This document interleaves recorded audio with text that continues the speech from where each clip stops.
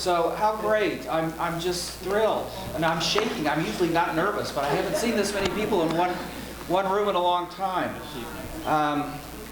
My name is Tom Edmonds. I'm the chair of the Meadville 1825 committee, and we have a really big committee of members who have created a year's worth of events. This is our first program, so thank you for coming.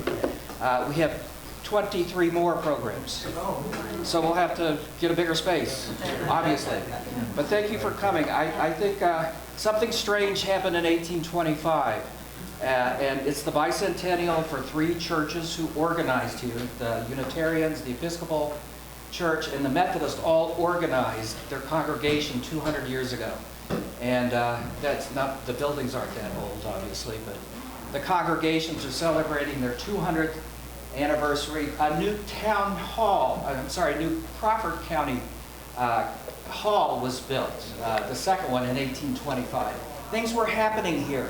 John Brown, the abolitionist who started the Civil War, bought property here.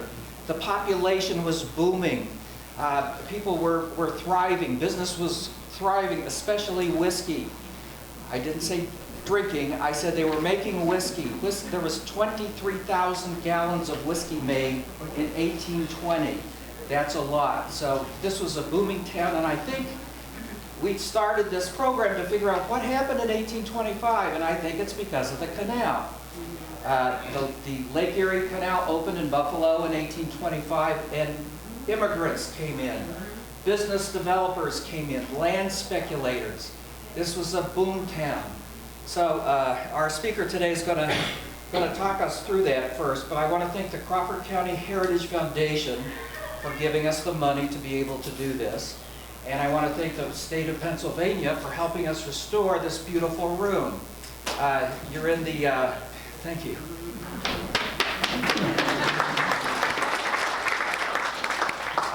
This is the parish hall for the Unitarian Church. It was built in 1875.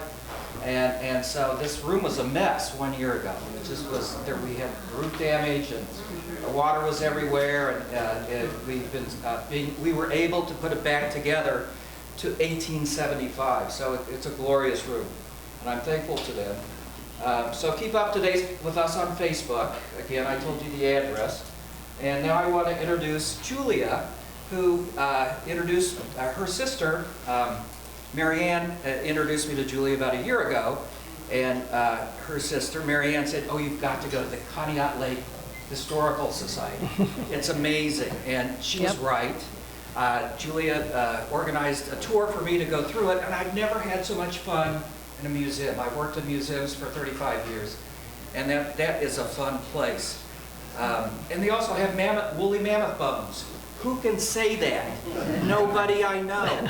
So Julia left some brochures over here on the table. Please take one, and please visit that museum. So Julia Catalano and Mr. Worthington are going to be talking today, and take it away. Yeah, thank you very much, Tom, and thank you all for coming. What a terrific turnout. Really appreciate it. We're really happy to be part of this 200-year celebration. And like Tom said, 1825 really was quite a pivotal time in the country and also in this area. I love the shout out he gave to canals, because in our mind, canals are a really good way to tell that story. And so you're going to hear the story about the canals now. So I'm going to talk about the why. Why did we build canals? And the where. How did the canals flow? You know, we'll go through a series of maps so that you can see that. And then I'm going to turn the mic over to Gary, who's going to talk some about the engineering part of it and some of the technical part of it. It was an amazing engineering feat to be able to do the canals at that time period without a lot of the equipment and technology, really none of the technology that we have now. So that was a pretty amazing story. And then we will finish up just talking a little bit about the canal era and then how things were at the end of the canal era. So, as I said, 1825, I actually looked up, I wondered how many states were in the Union in 1825? Does anybody have a guess? I didn't have any idea. Have to look at my thing. 24 states. The most recently added was Missouri. So the country was still growing. Meadville was thriving. Some of the larger towns and cities were thriving and growing, but western Pennsylvania and into eastern Ohio was really the frontier. You know, it was way out there. And what Tom said was pivotal in terms of the Erie Canal the Erie Canal in New York State was a very important thing that happened with the whole westward expansion. Prior to then, it was hard for people to get from here to there. It was hard to carry goods from here to there. Transportation was not easy. People tried to, you know, transport things by horse and wagon or just horse, and very, very cumbersome and took a long time, was very expensive to transport anything. And so canals were popping up through this area. Eastern Ohio built a canal connecting Lake Erie to the Ohio River in southern Ohio. Various other canals down towards Virginia. The Erie Canal was huge, and that was completed in 1825, like all the things that happened in 1825. And so that was a really important link between New York City, the Hudson River, and the Great Lakes. So that was amazing. The stats on cost of goods and how fast the goods could travel, and how the tonnage of goods was just amazing compared to, you know, trying to take it by wagon. So there were people in Pittsburgh and Philadelphia who were saying, we want a canal too. And so there was very heavy lobbying to have a canal in Pennsylvania also, like the one that went across New York State. So that was started to be built in 1826 and was completed in 1834. This is Philadelphia and then to Pittsburgh. And of course, as you might imagine, going over the Allegheny Mountains was quite a feat, and that's a whole program on itself, having to get across the mountains. But that was completed, and you know, really helped with growth of a lot of the towns and areas along the way. Where many of us are familiar with Pittsburgh, the Allegheny River comes down here, the Monongahela River comes up here, joins the Ohio. This is the Three Rivers, the point here. The Ohio River goes up north and then it heads back down and then goes sort of west a little bit south. Where it goes up north, this little curve where it goes up north, is where Beaver is and where the Beaver River joins it. So the idea was that that would be a spot that they could connect a canal up to there. So that when they talked about doing this extension canal, there were several different routes that were talked about. And everybody in the towns, all the people who were manufacturers, people who were merchants, people, you know, who were in these towns, everybody wanted the canal to go through their town because it was really helped them to become prosperous and to grow. The one route that was talked about was to go sort of up along the Allegheny River, remembering that the reason for canals is that river navigation can be very spotty. Rivers get too high, they get too low, all sorts of things happen with rivers. So that's why canals are much more predictable. But one of the thoughts was to have the canal go up sort of along the Allegheny River through Franklin and then continue up to Lake Erie to here.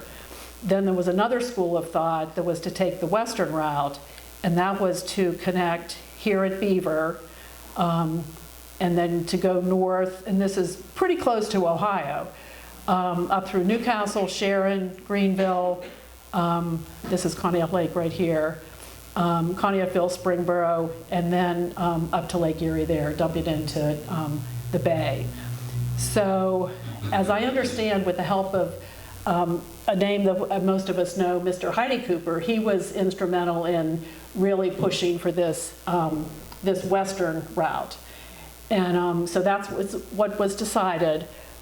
If you look at, I don't know how well you can see the numbers on here. It's hard when you're back there. But for example, here at Beaver, where it began, the elevation was 666 feet. When you get up to Newcastle, 795 feet. You get up to Greenville, 935 feet. You get up to what was later Conneaut Junction or Meadville Junction, right by Conneaut Lake, it was over 1,000 feet. And so that is an important thing to keep in mind, and that was something that they realized when they were doing the surveying for the canal, is water can't very easily run uphill. And so they knew that they were going to have a problem to get over that summit. That's why the county or the township is called Summit Township. So they knew they'd have a problem. It was that high place there, it's called a moraine. It's based on when the glaciers came down and then they retreated and melted and they left the deposit of gravel and all the sand and soil and everything from the glaciers churning everything up. So that was a high spot they knew they were going to have to deal with. Now here is a map. Again, it's hard to see, I'm sure, the details from where you are. I'm going to be going back to this a few times just to give you the orientation of how these canals went. Once they discovered that they needed to have this feeder canal, a bill was passed in 1826. It is amazing when you start looking at all this stuff. So many things really did happen right around 1825. In 1826, a bill was passed to proceed with doing this Erie Extension, or the French Creek Feeder Canal. The groundbreaking occurred in Meadville in 1827. And from what I've read, it was quite a celebration. It started at Diamond Park. They had, of course, all sorts of dignitaries there. They shot off cannons. They had fireworks. They had a parade, all sorts of things. Because Meadville, of course, was very excited about this because then they're going to be connected to Conneaut Lake, yay, but also to this extension canal that'll be connected to Pittsburgh and then up to Erie. So Meadville was very happy about this. So, so they had the groundbreaking, and what they did was, so this is Meadville, and here's Conneaut Lake. The extension canal came up like this, up to Erie. So here's Pittsburgh down here, here's Lake Erie up here. So they needed to get extra water to take to that high spot in the extension canal. And what they did was they went up to about 3 miles north of Meadville was a mill owned by a man named Daniel Bemis, and it was called Beamistown Dam. He had it somewhat dammed up just for his mill work, and they thought, well, this will be a really good location to get the water from French Creek. So that's what they did. They rebuilt the canal, or rebuilt the dam. And this is amazing that they were able to do this. They brought the canal through Meadville, and I know many of you have real specific knowledge of this in terms of where it came through Meadville. In general, this is a map that shows you this. In fact, right on Terrace Street, right across, pretty much right across from the Baldwin Reynolds house, is a kiosk that has a lot of information about the canals. And this is where we got this photo. This is the best map I've seen so far of how the canal went through Meadville. From what I understand, the topography was very different back then, and French Creek came much closer to Terrace Street. And you see that little bend of French Creek right there. The canal went just to the east of French Creek, and then it went all through Meadville.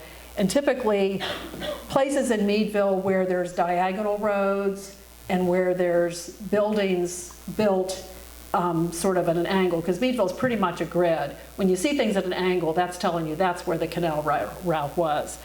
So, so it went through Meadville, and then it exited out Liberty Street Extension, and then paralleled how 322 goes to Cochranton. It pretty much paralleled that, headed down to Cochranton. And you might wonder, why did it go down that way?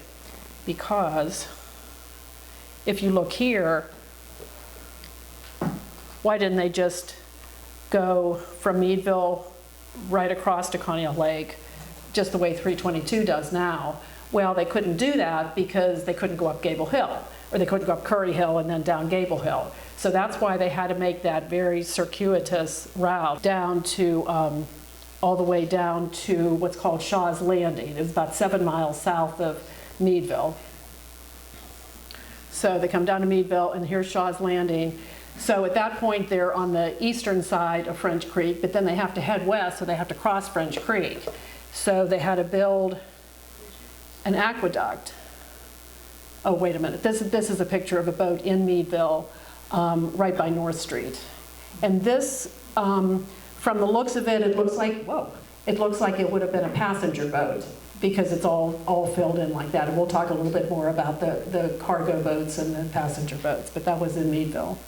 When the canal went down south to Shaw's Landing, it had to cross French Creek, and so they had to build an aqueduct. And this is Shaw's Landing Aqueduct. The picture was taken in the wintertime, clearly, because the icicles are all hanging there. But that was, that's quite an engineering feat, too. Gary will talk a little bit more about that. But they had to bring the water, essentially like a bridge across French Creek, filled with water, and be able to support a boat also. And so that went across Shaw's Landing. And then it continued west, going towards Conneaut Lake. One of the next obstacles they hit was Watson Run. And some of you might be familiar with this because there's some, Ernst Trail built a beautiful bridge on that, which I'll show in a second.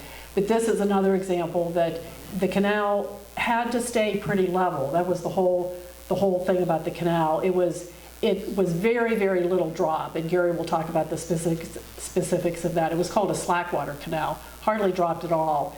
But they had to keep it really pretty even. So they went across Watson Run, and these supports here are reinforced concrete supports that were later used when the railroad came in and took that over. All these pieces of wood here, all these timbers, this was like the caption says, not this past summer, but the summer of '23 was a very, very dry summer. And actually, Gary and I went there and took some pictures of this. The creek, this is the creek bed. I mean, it was totally dry, and you could see these timbers in there. And the timbers, the wood beams, are the remains of the original wooden structure that had been the canal aqueduct. So that's pretty interesting. So then we continue towards Conneaut Lake. This is the beautiful bridge that Ernst Trail people, thank you Ernst Trail, for all the work that they've done. We'll be talking about them a little bit later too. And then it comes all the way to Conneaut Lake. The whole purpose of this is to bring this water from French Creek, bring it to Conneaut Lake, and Conneaut Lake, the level was raised in 2 different increments. The first increment was about 9 feet and then was raised another 2 feet to be a reservoir, and then the water exited and then went west, northwest to hook up with the extension canal. So this is looking north. This is the winery over here. This is the swamp. Conneaut Lake's right up here. I think that's Silver Shores right there. This is what's now the Ernst Trail. This was once the towpath. This was once the canal, and then over here is the swamp. So it sort of shows you how that came in. There's places that this berm between the canal and the swamp, it's intact in many places, but in some cases it's not intact anymore, and the water is flowing back and forth. So this shows, so the waters come all this way, the water comes and dumps into Conneaut Lake, and raise the level of the lake, like I said, around 11 feet. This shows how the perimeter of the lake was very different, with it being high. The blue is the pre-canal lake and pretty much the post-canal lake. You can see how it's much, much larger in area and how it took over many of these lands. You see on the east side, it didn't infringe on it very much because the east side's a lot more hilly, you know, from your house, how hilly it is. And so it didn't really change the lakefront very much there, other than right down here, just north of Icehouse Bay. But on the southern end, it really expanded, the western side very much, and the northern side very much. You see how it goes more than half of the way up to Harmonsburg. So it really changed the footprint of the lake. And unfortunately, a lot of these people who owned the lands along there were not always very happy because their lands were taken over and flooded. This goes into the different levels, and I'm going to turn it over to Gary right now. Gary will explain just about the levels, about how the levels changed, and then he has a graph on the next slide so you can sort of see that. To build a canal, one of the things we have to know is elevation. And we mentioned elevations earlier. They are mean sea level. They are equivalent to sea level. To build a canal, all we have to know is differences in elevation. And at the time, the quickest way to do that was a barometer, because a barometer is an altimeter. In your airplane or anything else, you're using the modern day barometer, which is an aneroid. It's a pressurized container that it rises and falls in a container. Back then, they used mercury or water. Most accurate was the mercury, but it was hard to read because mercury only changes in the barometer 1 inch per 1,000 feet. As you go up 1,000 feet, it rises 1 inch. Now we break that down to 10 feet and we can't see it. Okay? So water, in the same case, rises 34 feet, 13.6 times as much. So if we have a small water barometer, we don't need 34 feet of it. We just need a little barometer with water. And now we can see an indication that it's 405 thousandths of an inch. So we can go, that's 30 feet for 405 thousandths of an inch.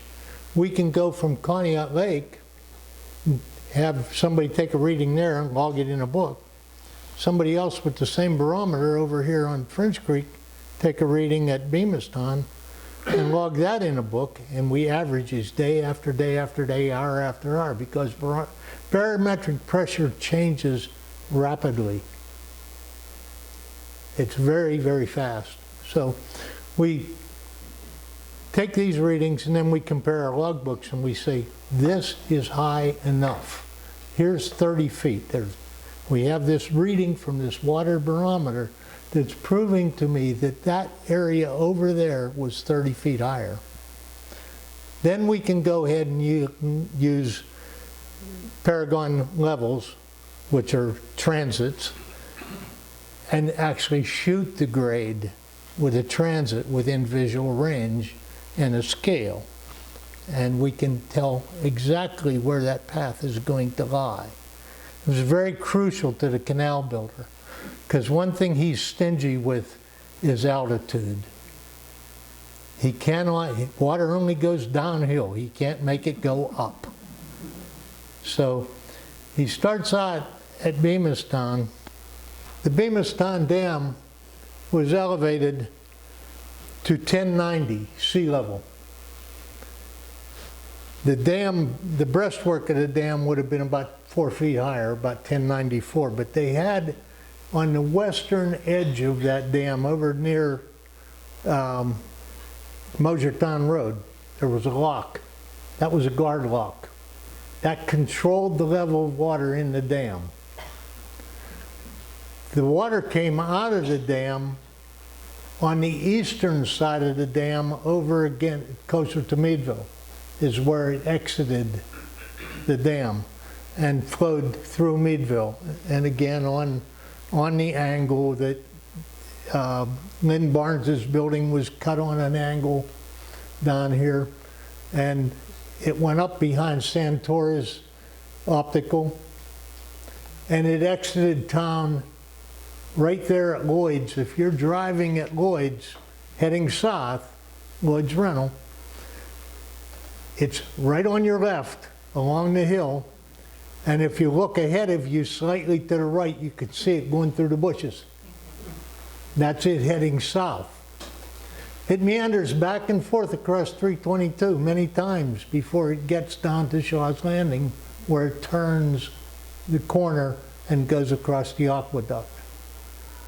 And that aqueduct also had a lock for high water seasons where boats would take a shorter route to Pittsburgh by going down the Allegheny. They would get into French Creek, go down to Franklin, get into the Allegheny, and could go down that way. And that was a great benefit if they were going to go to the main line, because they only had to go just south of Katanning to the Kiskaminniskus River, and that is where the main line entered the Allegheny River. And so now they could go on to Philadelphia by going over the mountains and on over through Harrisburg to Philadelphia. So let's get back to building it. We have this dam level. We know that we have to raise Conneaut Lake. Now, Conneaut Lake's original pool was about 1070. Today, Conneaut Lake is at 1073. Now, it isn't written anywhere, but I'm a diver. And what I find when I'm diving in 3 feet of water are rooted stumps. And knowing that we do not have cypress trees in Conneaut Lake, I know that those stumps were once the shoreline. And they're all around the lake. You find rooted stumps in 3 feet of water. So the lake is 3 feet deeper today than it was originally. Even the Midway Bar was exposed as an island because there's rooted stumps on the edge of the Midway Bar. If I can jump in here for 1 second, if you also notice that the swamp is higher than the lake, and you can't see them side by side because it's cut through with the highway. But if you're going, like leaving town and heading east, the lake is here and the swamp is here. The swamp is higher, and so you can see that there, 1073 and 1080. Yes, the swamp would not, like you mentioned earlier, the canal is alongside the swamp at the winery, and it still gets water in it. That's coming from the swamp, the lower end. Let's call that the lower end of the lake, which is isolated by highway, because at one time it was the lower end of the lake. And that water is still in there, and it migrates back and forth to the canal. Now, it does not fill the canal to canal depth, but it still gets in there. Could you speak also to the actual building and how they do that? Yes, we'll get, so back to that last slide. Okay, so here's our high point of 1086. We got to get over this lump. So by digging down, each one of these grids is a foot. So we dig down to right here at 1080 from 1086. Then we dig 4 feet more for the canal prism. That's a very short section. That's only a couple hundred yards long that we have to do that. That's out at Meadville Junction, or Conneaut Junction, as I have it named here. So that's what we had to do. Now, how we did that, number one, we used barometer to tell elevation, and then the basic plow and a mule. After we got the stumps out of the way with the picture of that machine there, this is a stump puller. It's powered by a mule. This wheel's 14 feet high. This wheel's 14 feet high. The axle is not pinned to the wheel, so the axle is freely moving. This wheel's 12 feet high. It's pinned to the axle. We can wheel this into place being pulled by mules. There's a line wrapped around here that is wrapped around, tied to the stump. Then the mule turns this wheel because he's tied to this cable around the wheel. Here's the mule. He pulls that and it winches the stump right up out of the ground. This machine was invented during the building of the Erie Canal, which is known as America's first school of engineering. The Erie Canal within New York. And this is a relationship to a man. He's an average man, and this was a big machine of its day. It was a massive machine in its day. This is something that happened in canals. The farmers didn't like canals all the time, so they'd punch a hole in it. You know, it's easy to kill a canal by punching the berm, because once you start a little leak, it suddenly becomes big. One of the questions Julia asked me about how did we keep the canal full of water? Well, our soil's full of clay. We know this because when you buy a property in Crawford County, there's a perk test. And very few properties in Crawford County perk. So what you have to do, in Crawford County we have a different perk test. Instead of filling the hole with water and seeing how long it drains out, we go the other way. We dig a hole and see how long it takes to fill. You know, that's just a little joke thrown in there. This is, I did this from the Elk Creek Aqueduct. Now, the Elk Creek Aqueduct crosses, it's about 300 feet from here to where it reaches the escarpment on the other side, which is all sandstone. This side is laid there, the railroad bridge is there today. The canal curved onto that. We'll get to this is the collapse of the canal. This is where the canal collapsed. It says that the aqueduct failed. I don't see it that way. If you look at the relief lines I drew in here, the canal was punctured right there. It would have been it would have been so easy to destroy it because that berm is only a few feet wide at that point. And this washout isn't common with the other grid lines in the area as I see it today. And so I think that's how they destroyed it. In the creek, and Julia showed you in the creek, there was a picture of the beams that made this aqueduct. And they're laying in the creek today. Those beams are made from virgin local timber because there are few trees today that big that they're over a foot thick, 20 to 24 inches wide, and span that entire creek. They go from under the bank on one side and under the bank on the other. They were once elevated above the creek and formed this trench, this aqueduct trench. The rest of this would have been a wooden structure. This is the towpath up here, and it was filled with water within a foot of its crest. When we're digging the ditch, we're going to use the terrain. We have slope on one side, so the canal in most places hugs the hillside. We get to a point and we say, okay, here's the elevation we want. It's going to be, here's the elevation desired. So we have to get down 4 feet. We use this hillside, we throw it over here, we dig this out, throw part of that hill over here, and now it's our other side of the canal. It expedited the building. It made it go faster. When you went across fields, you had to do this. You had to take the dirt out of here and build it up on both sides. But this side was already, one side was natural. So it speeded up the process. And if you go down Canal Road and take Shaw's Landing and take Canal Road towards Conneaut Lake, that happened all the way along there. You can see how they did it. It's still intact today, most of it. So those beams were once this prism.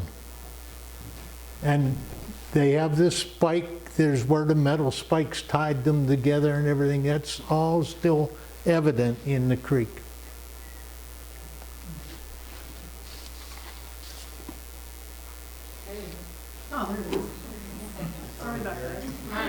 I can only whet your appetite. That some of the, if you ever get a chance, walk a little bit of the canal and you can see the history. Up at Elk Creek, you have to walk on a railroad today, or you can go to that where this picture was drawn from. You can go there by foot by walking around the railroad, and the prism is there. It still has water in it. It leads up to this break where I feel it broke. And I also have a bolt that was laying along the railroad. There's 4 bolts were sticking out of the railroad ballast. Had no sense of being there. They were about 4 feet below the railroad surface. That bolt's old, real old. It's big, it was made out of wrought iron, and there were 4 of them. Well, now there's only 3 because I touched one of them and it broke off because the iron was so decayed. And so I have it. But when I did that, the first time I did it, I went over the other side of the railroad, 40 feet away. There's the other end of it. I tapped on it with a hammer and my buddy says, I hear it. So that bolt originally held the prism of the Elk Creek Aqueduct together. This history's laying out there. It's fun to go look at. Okay, well, thank you, Gary. A couple things I wanted to talk about still are just the canal era and how things were. Unfortunately, with all this work that was done, the canal was only functioning from 1844 to 1871, which is pretty unfortunate when you think of all the engineering, all the work, all the labor, all the planning, all the survey, and all of that. But during that time, sort of almost right before the canal was completed, it was a project by the state of Pennsylvania. Well, guess what? The state of Pennsylvania ran out of money. It exceeded the estimated cost. And so in 1843, just a year before it was totally completed, the whole shebang was sold to, it was called the Erie Canal Company. It was a newly designed company. And it was Rufus Reed, who you probably know that name Reed from Erie. There's a lot of Reeds, there's Sarah Reed, and there's all sorts of Reeds. Rufus Reed was he was the owner of a steamship company in the Great Lakes, and had a lot of financial resources and had a great interest in the canal being completed because of his company up in Lake Erie. So he bought the whole thing, and he had his chief engineer's name was Casimir Growski, and so he took over all the engineering of it and everything like that too. So while the canal was working, it transported goods and people. So a lot of the goods that it transported was iron ore from Lake Superior region up in the Great Lakes, brought that south. In some cases, it brought it just as far south as Mercer County, and then they used coal that was found more locally, and that really grew Sharon Iron Industries. Some of the iron ore went all the way to Pittsburgh for the steel industry in Pittsburgh. The canals also transported farm goods, grain, timber, a lot of things like that. The canal boats in general could carry 60 tons, which seems like really a lot. Part of the limiting factor was the canal boat couldn't get too deep because it was only 4 feet deep. So, it was a limited amount of cargo they could carry. The cargo boats were pulled by mules. Mules were stronger than horses.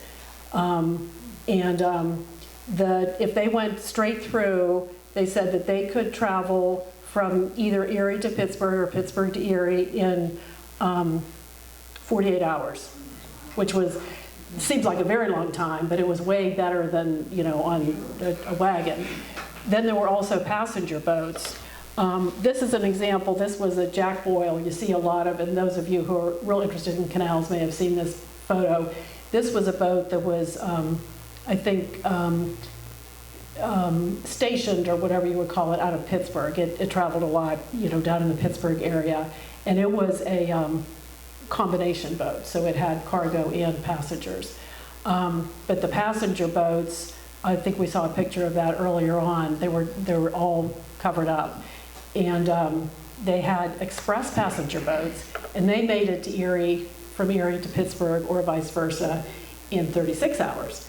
And they were pulled by horses who weren't quite as strong as the mules, but they were faster. And they did take good care of the horses, though. They said that they always had, or typically they would have 3 horses on a team, and they would stop and change their team every 10 miles. So they didn't, they didn't run the horses to death.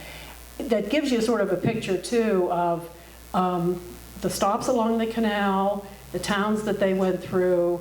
That was part of the benefit of having the canal, not only transporting the stuff, but it was really good for the towns. Created a lot of jobs for the people who worked on the canal, for the tavern owners, for the people who took care of the horses, for hotels, boarding houses, all of that. It really, really helped the towns grow that were along the line. So it was much more inexpensive. They were able to really grow these towns. Even Little Shaw's Landing, probably a lot of you are familiar with that now. There's really nothing there now. That once had a post office, it had a tavern, it had a little oil refinery, and it had a cheese factory. So it was like its own little town, and it was because of the canal. So everything wasn't good, though.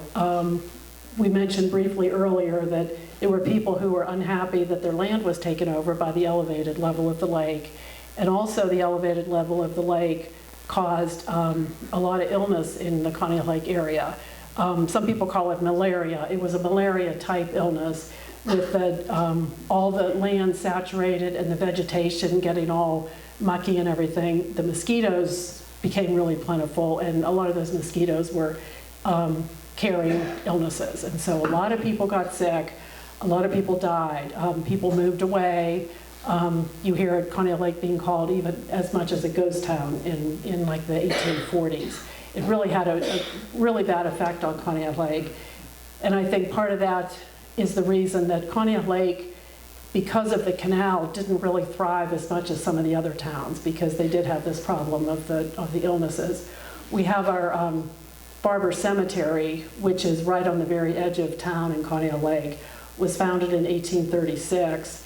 Most of the graves, most of the people who passed away are from the mid-40s. And when you look at the ages of the people, very, very many infants, small children, and young people. It's drastically different than what you would expect from a regular cemetery. So that was certainly a big downside. This is a picture of our Barber Cemetery. The Historical Society is the caretaker of that. So it really is a beautiful place, as cemeteries go. Very peaceful, and the trees are gorgeous and everything, but it also certainly a very sad place. During this time, the railroads were really gaining strength, gaining steam, and there were, even in our, really close to our area, the railroads were really starting to take hold. By 1859, the Atlantic and Great Western Railroad was completed, New York to St. Louis, went through Meadville and Stony Point, which is right near Conneaut Lake. By 1864, the Erie and Pittsburgh Railroad via Newcastle, Conneautville, and Linesville was completed. So, this was still when the canal was running, sort of a little bit at the tail end of it. And the cost efficiency and the amount of freight they could carry in a shorter amount of time. There was just no comparison between the railroad and the canal. I mean, it was just, there was no way the canal could ever compete with that. And then, like Gary had said, we had the aqueduct at Elk Creek, which is almost to Erie, collapsed. And some people say, oh, it was an accident. It probably wasn't. It probably was sabotage. And most likely somebody who was wanting to just hasten on the demise for the sake of the railroad. So that collapsed, and the water just all drained out. And boats were just left stranded in the canal beds. The actual feeder canal from Beamistown to Conneaut Lake kind of struggled a little bit over that next year or less, but that was a matter of time before that just fell into such disrepair that they had to close that too. So the canal era was over. And then, so that happened in 1871. In 1872, they called them outlaws in Conneaut Lake, cut the embankment, cut the dam at the southern end of Conneaut Lake, and drained the water out. They were like, why are we keeping the lake high? We don't need it anymore. The canal's not functioning anymore. It took about a week for the lake to drain, and it caused quite some mayhem with some railroads that were downstream from that. But the lake was drained, and like Gary said, it didn't go quite back to the 1070. It went to 1073, so not quite as low as it had been before. So the railroad was dominant.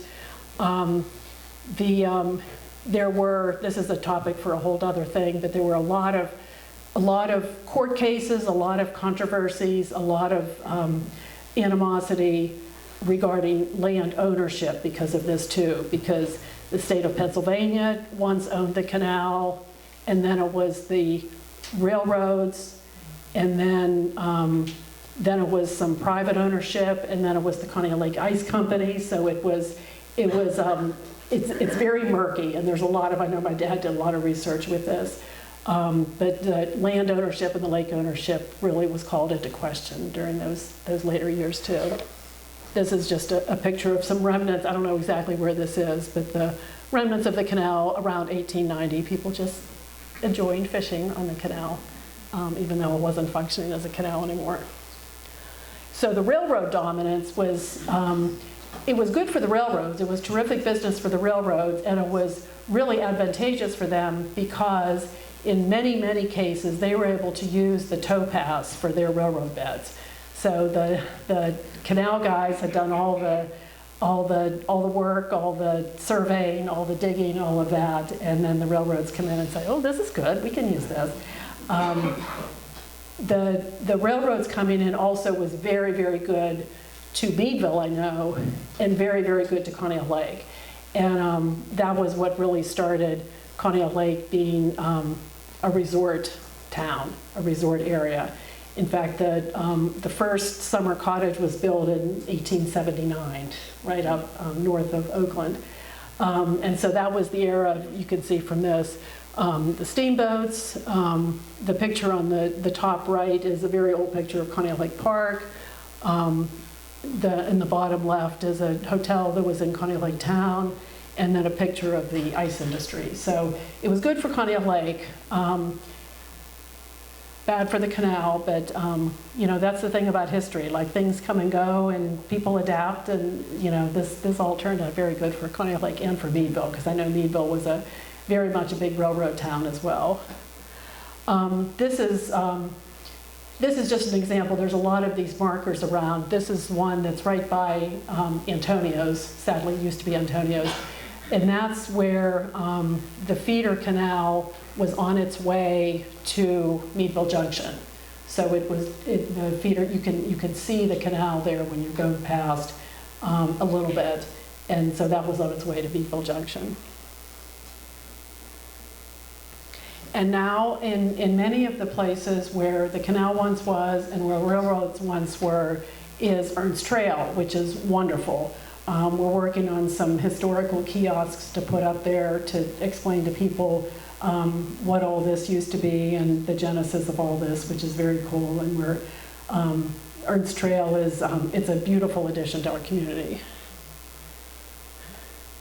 And then here is a little thing about our Conneaut Lake Historical Society. We're really happy to present this program. We have a museum right in town, Conneaut Lake, on North 3rd Street. We're closed for the season, but we always do personal tours. If anybody would like a tour, we'd be happy to do it. There's phone numbers here. There's brochures that have phone numbers there. I think the phone numbers that we have out there would be either Chuck Roger, who's our president, or me. We're happy to give tours. And then we open for the season in early May, and we stay open until mid-October. And we have lots of events. We have a newsletter, and we do that quarterly, so we'd be happy to send you a newsletter. So what questions does anybody have? It was my understanding that the canal never actually connected with Lake Erie. 40 years ago, there used to be a plaque up on 5th, Route 5, 12th Street, and there was a basin there. But the tradesmen, the Teamsters, wouldn't allow it to be connected to the lake. I don't know if you know about it. Do you know that? Maybe it was a good thing. But they built a small tramway there, and they actually went to the docks and back to the basin for the canal. But as my understanding, they never connected it. What the question was? Did it actually connect with Lake Erie? Yeah, it connected in the bay, yes. Rufus Reed saw that it connected down to the bay. If you go down the extension of 79 down to the bayfront, you are going down the locks. From Frontier Park to the old sand pier, that's where it entered the bay. And that's where it could connect to the bigger ships that traveled the lakes. And or it could go in Lake Erie. Boats would go from Lake Erie to either Buffalo, where they could get into the Erie, or to Oswego on Ontario, where they could get on into the Erie Canal. If they But put in Lake Erie, it did connect. would they have to be towed or maybe use of a sail? Once they were in the lake, the cargo was put on larger sailing vessels or steamships. Steamships were, Rufus Reed, that was his reason. He was running ships on the Great Lakes. He financed this whole section of canal from here to Erie, and 137 locks were created by Rufus Reed. He did not want it to go to Conneaut, Ohio. He did not want it to end in Girard. He wanted it to end in Erie Bay, and that was the only way that he would finance it, is if it went to his facility in the bay, and it did so. Like I say, when you go down, when you're driving down to the bayfront on the extension of I-79, that is the lock path. You can look to your, if you're heading north, look to your right, and you will see stone walls. They're lock walls. And it locked right into the bay, just down there where Perry's Landing Marina is. That's where it entered the bay. Are any of the locks still Julia, visible? we have time for one more question. Okay, Thank you, sir. Go ahead. yes. Did I understand you to say that at Shaw's Landing, you could either go south behind Polly's dairy freeze down to Pittsburgh that way? I think Gary had said that. I don't know about that. I think it was a, what were you saying about connecting at Catalano or something? I don't know about that. This canal here, is Shaw's Landing? Yeah. Is that what you're questioning? Yeah. The question is, you could either go down towards Pittsburgh or you could go to Conneaut Lake. Yes, at Shaw's Landing, but only in high water seasons. Okay. That was the stipulation, that French Creek didn't always carry enough water to do that. Okay. And the same thing, there was a point that we chose not to mention because it was not real frequently used. At Antonio's, if you've been out to Conneaut Lake, there's Antonio's restaurant. That's where the canal is heading towards Conneaut Junction or Meadville Junction. Immediately behind there were 2 steam pumps. Those steam pumps lifted water from the feeder canal coming out of Conneaut Lake up a few feet and dumped it into a reservoir, and there was a lock there. And that was when Conneaut Lake was running a little low because the whole system was running low. So they would lift water to get into another basin, and that would feed it over to the junction, then north and south. So they were dependent. This dam really wasn't far enough up French Creek, but to get French Creek, to get up far enough in French Creek to get more elevation, you would have had to wipe out Sagerton. You know, imagine if the scenario of the Johnstown flood happened with the Beamistown Dam. Look what would have happened. You know, we weren't, it's not a great, there's not a lot of foot ahead there, but there was a heck of a volume of water because that water went backed up French Creek clear up to the edge of Sagerton. We need to wrap up. So it would have washed out a lot of property. I want to mention one more thing. Sir, Yes, sir. I forgot your name. Dan. Okay. He has brought a plank from a canal boat. Pick up your plank and show. This is something I learned this morning. Yeah, we were out at McCabe's and had a nice Yes, chat. at the coffee shop this morning.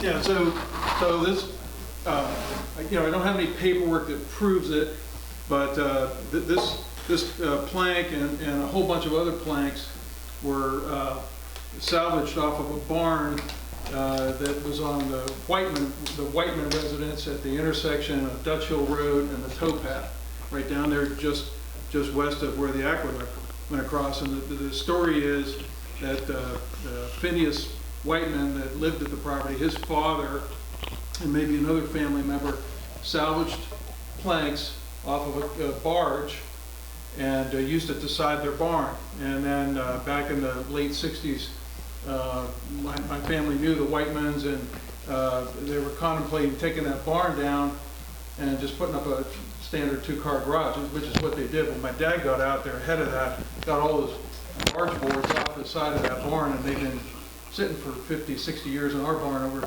by the Whispering Pines Golf Course. Why don't we, thanks to Josh Sheretz, he came out with his pickup and we donated a bunch of them to the Crawford Historical Society. And Josh has got them somewhere up at, I think they're up at the fairgrounds, but you're going to use them. But we still have a few more. Glad to have this donated to the Conneaut. You know, not that you've got to haul it out of here. I'll take it. Yeah, thank you very much. I appreciate that. Some of them, you talked about the size of the trees. I mean, some of them are, you know, half again as wide as this, and you know, this was a short section. They're all at least 20 feet long, great big, and they all have these distinctive peg patterns. That's what you know is unusual about them. So all of them, you know, this presumably was where the beam, you know, came across. So this would have been probably decking on the barge. Anyway, so there you have it. Thank you so much. And thank you all so much for coming.